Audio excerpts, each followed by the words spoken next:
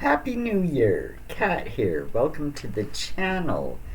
It is early January 1st, 2025. We made it. And as we begin a new year, as a member of the Commonwealth here in Canada and as in Britain and other Commonwealth countries, no matter how crazy things are, and I tell you, here in Canada, off the chain. But what have we got? We've got the King's Christmas message to guide us.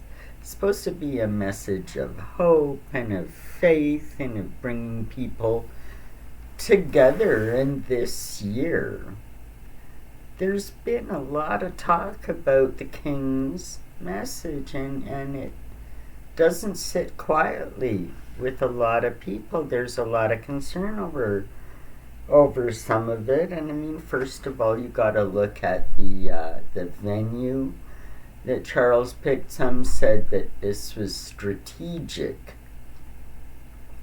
so that he didn't have to be at his desk at the castle, and what pictures are out and what pictures are not. We all remember how Meghan got her nose in a twitch for there not having been a picture of her and Harry on the Queen's table, and they don't count, and oh poor me. So he dodged a bullet in that way, some people say.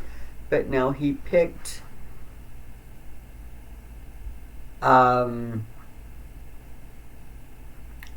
a chapel. It's no longer used as a chapel. An old chapel space in an NHS hospital. It's now used as a community space. It's no longer consecrated as a chapel. We know Charles is all about DEI, diversity, inclusion, and equality, but come on. He's supposed to be the head of the Church of England. That's part of his gig, being king. And he's in a ex-chapel, non-denominational community space. So woke. And we see this from Charles, and it's sad, it's embarrassing, and it's concerning. He is the head of state. He is the king. He is the head of the church. He should be guiding the church. Look at the trouble they've had this year. Archbishop Justin Welby has had to step down.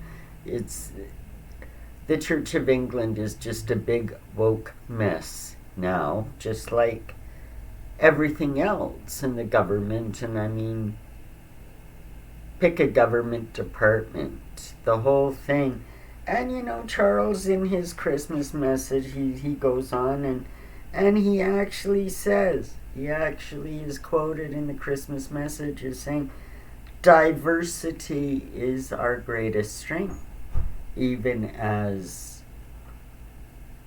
unemployment, illegal aliens, the boats, refugees in hotels, the increase in crime and knife crime, and England is under assault, as we are here in Canada as well. But, and he's claiming, oh no, it's a good thing. Diversity that's what we Brits are all about, right? Crazy. In the course of the speech, too, he talks about the faiths. Well, he talks about the great faiths all have the same message of peace and hope. First of all, it's not true. Second of all, he doesn't define what he considers the great faiths.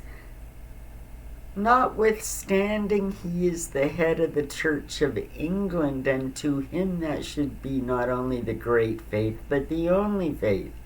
He is defender of the faith, not defender of the faiths, as he likes to say. there's that inclusion again. Oh, we got to include everybody. Can't be done. Charles has failed the church, and I would say he's failed us. He's failed the people. I mean, look at the guy. We know with all his climate action stuff. Charles has been a member of the World Economic Forum since at least the 70s. He is knee deep. Charles is an elite. It's been bred in his bone. He lives in a feudalist paradise. England truly, feudalism is alive and well in the Commonwealth. Look around you. They call it something else, but I tell you what. And he's not going to give that up. Doesn't matter how much tax the government makes you pay, it's not going to change the climate. Charles doesn't care that because he's immune. He doesn't have to pay the tax. But if it has anything to do with the people of Great Britain, Northern Ireland, Wales, and Scotland, chances are he'll be collecting some of that money. It's just the way it is. He's the king. So yeah, and we can see in the speech that he talks about, moving forward with all of this. So it basically, what you've got in Britain right now is a Labour government that doesn't know its arse from its elbow. It does not like British people. They're just lefty loonies, dingbats of the highest order. The monkeys are running the circus now, folks, and it's the same here in Canada. It really is. And when the king comes out and says it to our face, everything we've been talking about behind the scenes and going, well, yeah, but he's a globalist and we have to face facts. He's not the benevolent monarch that we owe, and if only the Queen was still here, and read about the Paradise Papers and the offshore, and she was a cagey woman, cagey businesswoman, I tell ya. And again, immune to the taxes and the regulations that the rest of us suffer. Yep, I said it. Even the Queen, you have to come to grips with this. And when they come out and tell you, and when Charles comes out and he's all about greening the earth and windmills and this and that, yet he is one of the most indulged, one of the most just over the top, opulent lifestyle.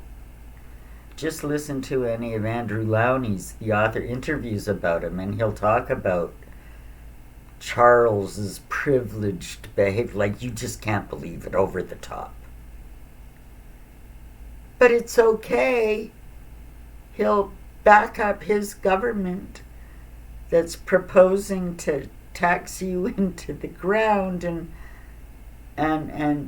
just wreck your life. But that's okay because it's for the good of the earth, don't you? And Charles is not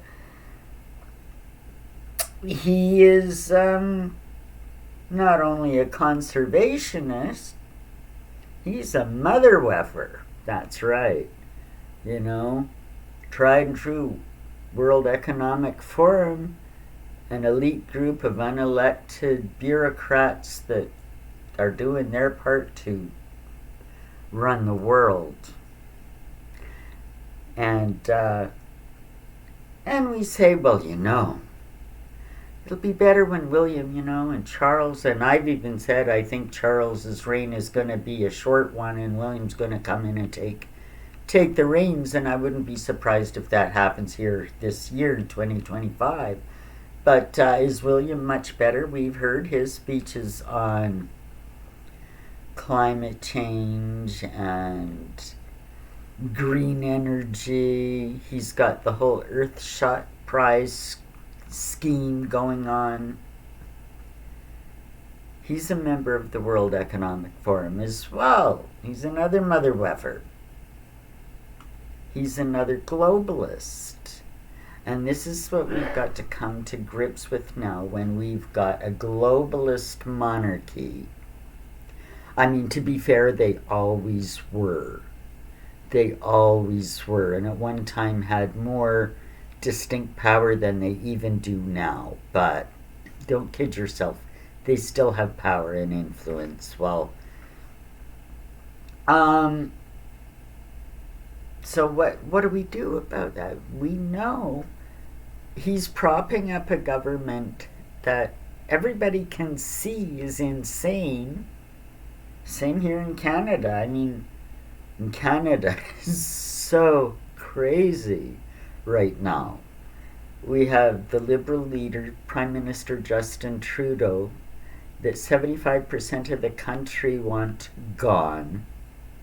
Even his own caucus, the own Liberal Party, is crying for him to step down, although he won't. They can't get rid of him and choose a new leader because years ago when he first came in, he changed that provision in the whole party setup to now they can't get rid of him. Unbelievable. Now we're in a position where Jagmeet Singh, leader of the NDP, New Democratic Party, just comment. He's a crazy man. He's been propping up Trudeau's minority government.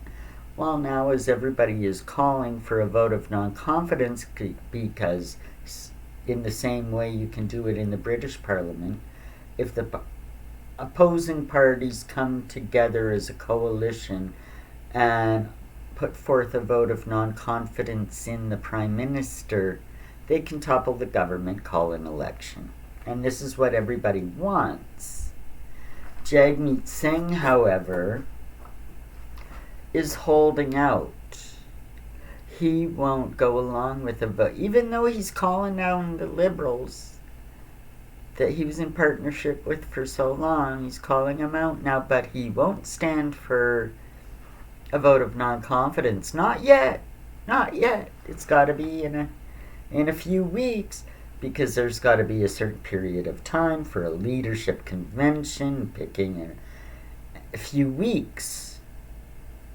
He needs that extra time because it's like just skin and teeth between whether he qualifies for his $2 million pension or not. By a matter of a week or two of when this election. So there's a lot of political back and forth now. And we all know Jagmeet's just trying to hold out the minute he can do it within that time frame, that he'll qualify for his pension. He'll say, yeah, I'll vote non-confidence now. I mean, the guy is an absolute sellout. He is a despicable person, and I think he'll lose his seat in the next election. Now, we do know that, well, all God willing, we'll be having an election by at least October this year. If we could do a non-confident, we could get this out of the way in a matter of weeks. If Trudeau would step down, like everybody, the guy is hated, distrusted and mocked around the world, not just Canada. You should see the way Trudeau's that Trump is gaslighting him now and just setting him a frenzy. It's, so things are wretched up here. If he wanted to, the king could step in prorogue government and say, start the F over. Like, this isn't working. And oust Trudeau, and we could carry on. But he won't interfere in that regard. Although he's interfered over the years, even as Prince of Wales, many, many, many times, lobbying government officials when it's a program that he wants put forward. So he has been operating as an agent for the WEF for decades. This is what we have to look forward under King Charles' reign, and I'm worried that things may be even more brutal. You will see the shift, in the level of power, I think, when William comes to the crown, which I have a sneaking suspicion might just be in 2025. So, I guess we wait and see what happens. It's going to be an interesting year. Strap in. It's going to be a wild ride. Like, subscribe, share this video. Leave me a comment. I'd love to know what you're thinking about all this. Again, Happy New Year, everybody.